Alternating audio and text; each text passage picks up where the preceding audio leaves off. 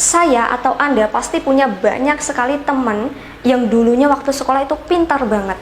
Jago matematika, fisika, kimia, biologi, akuntansi, pokoknya semua materi akademis itu dilahap sama mereka. Tapi ada satu kenyataan yang agak aneh. Teman-teman kita yang dulunya pintar sewaktu sekolah, pas terjun di dunia nyata sekarang, di kehidupan nyata mereka, itu mereka hidupnya biasa-biasa saja. Kalah sama anak-anak yang dulunya waktu sekolah itu biasa-biasa saja, atau bahkan cenderung kurang dalam hal akademis. Apa penyebabnya?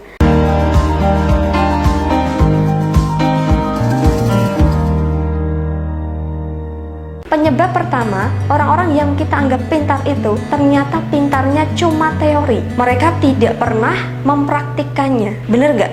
Mereka pintar hitung-hitungan, pintar baca rumus, dan pintar menyelesaikan soal. Tapi ya sudah, cuma sebatas teori. Penyebab kedua, orang yang hanya pintar secara akademis, mereka jadi terlalu sering berpikir. Mereka lambat dalam take action. Anda tahu nggak, pahlawan devisa kita alias para TKI atau TKW, mereka dulu waktu sekolah itu pengetahuannya biasa-biasa saja, prestasi akademisnya biasa-biasa saja, tapi mereka nekat, berani berangkat ke luar negeri padahal belum bisa bahasa Inggris. Banyak juga yang sukses di sana, ya nggak?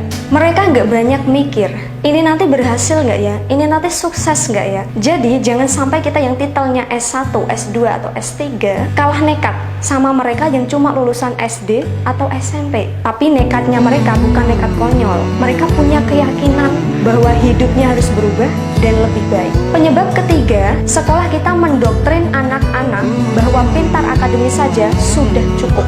Buktinya setiap hari kita dijejali dengan materi akademis. Cara belajarnya menghafal. Tidak ada waktu untuk minat, hobi, atau potensi. Fokus belajarnya ya cuma untuk lulus ujian dengan nilai yang baik. Lama-lama, anak-anak kita itu jadi menganggap bahwa oke, theory is enough. Tapi setelah mereka terjun ke masyarakat, mereka kaget, loh kok gini ya?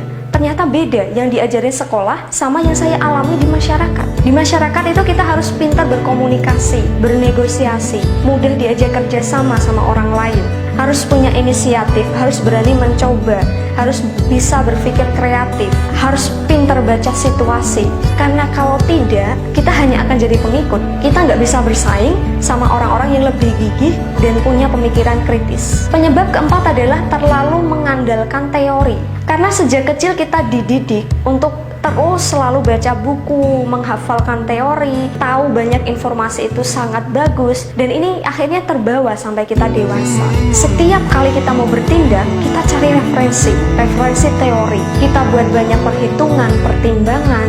Ya, tidak ada yang salah sih dengan cara ini, tapi kalau kita terlalu banyak melakukan perhitungan, pertimbangan, lama-lama kita nggak akan take action. Kita akan selalu terus menunda untuk membuat keputusan karena kita sibuk dengan teori-teori kita. Ya seperti kebiasaan kita sewaktu dulu, banyak baca buku, banyak berimajinasi, tapi takut untuk mengambil kendali.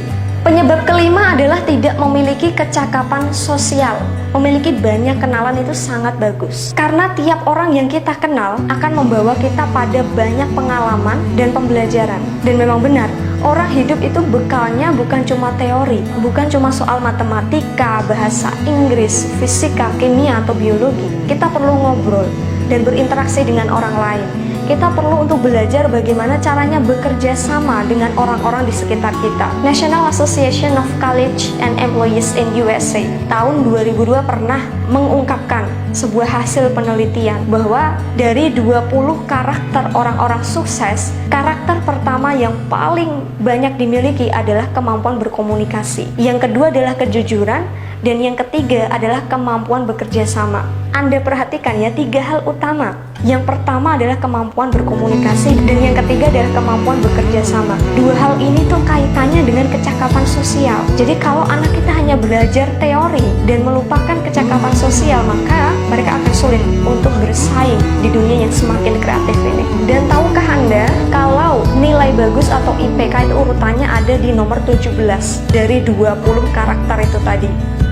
Dari 5 pemaparan ini, saya menyimpulkan bahwa kalau anak Anda sekarang masih sekolah, jangan sekolah saja dan berkutat dengan materi akademis. Ajak mereka untuk keluar rumah, menikmati lingkungan, bergabung dengan beragam komunitas. Ajarkan bagaimana caranya bernegosiasi, bekerja sama, berkomunikasi terbuka, mendengarkan, peka dengan lingkungan. Itu hal-hal yang sangat penting untuk Anda ajarkan kepada anak-anak.